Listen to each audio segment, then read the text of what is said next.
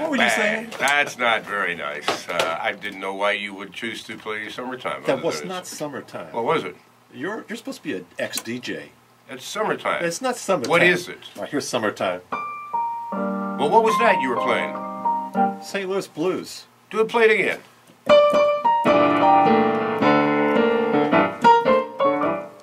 Oh, yeah. See, you got the similarity, though, right? Yeah. So, one of somebody... them's Gershwin, the other one's W.C. Handy. I know. So I think That's Gershwin ripped off W.C. Handy. Well, you're thinking so because, well, you say the first four notes or four first? Well, I mean, listen, okay. you know what? It worked for, who sued George Harrison over My Sweet Lord, yeah. Boy, what was that over? I remember, but I can't remember a song what it meant. He's So Fine. My Sweet Lord. Oh, He's So Fine. The Shirelles or whatever, right? So you proved yourself as a yeah. as a Rick DJ. Moranis, when he used to do stand-up, used to do a version of that where He's So Lord, My Sweet Fine. It was very funny. Now, who does St. James Infirmary? That was Cab Calloway. Okay. Yeah. Go down to St. James Infirmary. That sounds like the other two. All in minor keys, that's why. Jesus, Murphy. Joining us in studio, my old friend, comedian Evan Carter. It's great to see you, buddy. How are you? Fabulous, and it's great to see you, too. Yeah, I haven't seen you for a while. I got to tell you a story, okay? Now, I need to paint this picture for those of you who are not familiar with Evan. Evan's black, or what do you call yourself? Nowadays, yeah, black. Yeah, I'm going to stay this way. Were you brown when we first met and you darkened, or what? I think it was colored, then Negro, yeah. and then black. Now it's African-Canadian. No, so you do, but I don't hear much African-Canadian. I hear a lot of African-American, yeah. But I don't hear that term. No, and next it'll be Inuit. I'll be Inuit. I am so Inuit. Remember that song?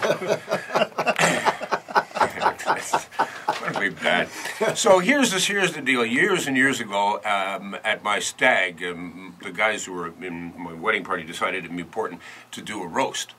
So they invite all these different comedians to come and roast me at this stag.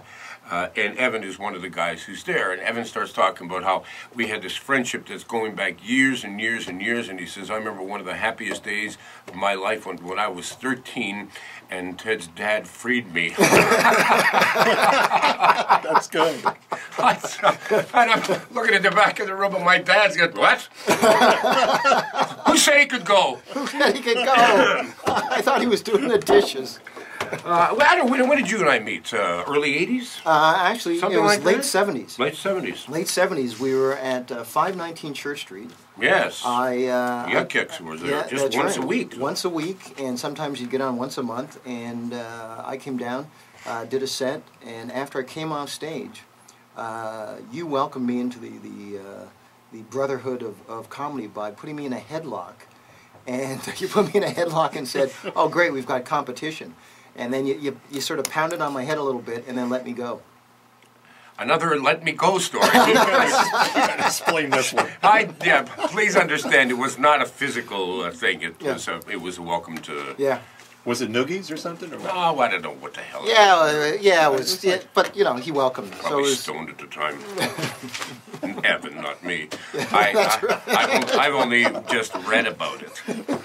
We never inhaled. No, unlike Bill Clinton, I never exhaled. So how you been? I understand you did a great job with our colleague Mike Bullard out in Richmond Hill last week. We had a great time at the Richmond Hill Center for the Performing Arts with putting on a fundraiser for Tracy Dort Kine. And Mike's a blast, and Judy Croon was along for the ride. She's a very sweet lady. She's very funny too. Absolutely. And so Mike's always a lot of fun. But we put on a great show, raised a lot of money. Are you doing a lot of comedy clubs now? Because it seems to me that there's a number of different places. I mean, at one time there was nothing, and then there was just Yuck Yucks on a Wednesday night, and then other ones started sort of springing up, and there's like 3 or 4 of them in Toronto now, right? In the GTA. Yeah, now I base myself out of the Absolute Comedy Club, which is Yonge and Eglinton here in Toronto, and then they've got one in Ottawa. But there are a lot of one-nighters that are coming up around the city. Where, the Absolute Comedy Club? Yeah. You know what? Honestly, I've never heard of it. Yeah, Yonge and Eglinton. It's just sort of downstairs where the old Yuck Yucks used to be. They've redone it, made it into a beautiful showroom, and it's really a fabulous spot. So that's where I'm in town. That's the primary club that I work. And most of the time, it's corporate events, private corporate events, and fundraisers. Yeah. Now, and are these fundraisers, do you get paid for them? Yes. Yeah, you'd have to. Well, this is it. People, I know. Go ahead. They just well, come on up and tell. You're just gonna. All you do is tell a few jokes. Just come on up, and you just say, well, but this is what I do for a living. Yeah. Yeah, but we just want you to. Yep. Is the guy bringing the food getting paid? Well, yeah, but. And the band? Yeah. Yeah. And the sound and lights? Yeah. Yeah. Okay. And me? Oh, And, no. and me, no. We just open up the cage. You know, it's like Burton Cummings' story. We take the top off the playpen. That's a great story. For those of you who missed that, it's too long to get into right now. And run around the room. Yeah, yeah. So, and the thing about doing of the corporate stuff is it's always it can be kind of hit and miss, depending on who sort of the head of the company is. Right. You know, and sort of, did the people organizing this, did they sort of run this by everybody? Did they know what to expect? Yeah, you know, and you really have to sit down with a client, because all it takes is one person to say, oh, we've been to, and they'll mention a club, and it was just a lot of swearing and everything was dirty, and you just say, well, no, that's not how I'm going to be, and you go through the whole thing, and you promise them, and you say, no, there's not going to be any swearing, there's not going to be, any subject matter that's going to throw them off, and that's you sit down and you walk them through it. You always worked fairly clean. Yes. I'm not saying that you were devoid of any of any profanity or any sexual innuendo, but you were always pretty clean comic. Yeah, it was always something. Don Herron, I was working with him a number of years ago, and Don plugged me the Bill Cosby of Canada. Mm-hmm. And somebody the other day said to me, well, how do you feel about that? Geez, it's an honor to be put in that. Better than being the O.J. Simpson of Canada. That's right. Right? If you had a choice, for example. That's right. Aren't you the Tupac of Canada? Yeah, right. And so I think it's great. So that's the way I prefer to work, and I really appreciate that. Because I listen now, and I mean, there's so much available. Obviously, the comedy channel in the States and those roasts. I mean, wow, the kind of stuff that they get away with on television now. Yeah. Now, mind you, it's not mainstream television. Most of us couldn't even gotten away with at a club 25 years ago. No, not at all. I mean, and I know when we started out years ago, and this is with the mid to late '70s.